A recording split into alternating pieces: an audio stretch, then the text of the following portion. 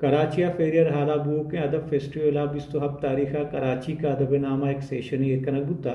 इस सेशन जायदा रईसी राजिया बलूची सैयद काशिफ रजा उर्दू अतिया दाऊदा सिंधी तलाह केहरा इंग्रेजी लफ्जा का कराची बाबता गपकोता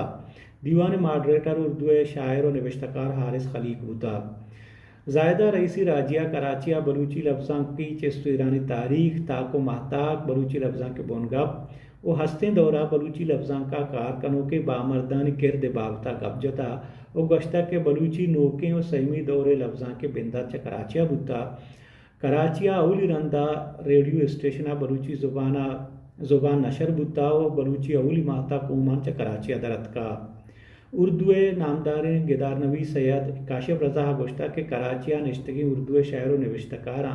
चुशी चीज़ निविश्ता नकोता के चाह तरह कराची तारीख व कराची सकाफत पदर बुअगा गिंदगा बैत सिंधी ज़ुबान नामदार नविश्तकार अतिया दाऊदा गोश्ता के कराची सिंधी लफ्जा के मजनी मरकज़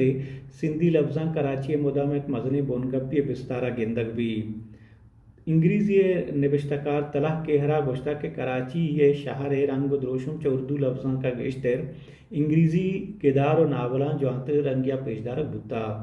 ए दीवाना कराचिया मौजूद हैं बलूची ज़ुबान शायर और नविश्तकार मजनी के सासिया मौजूद बुतगा शरफ शाद आसा पान लायन कराची।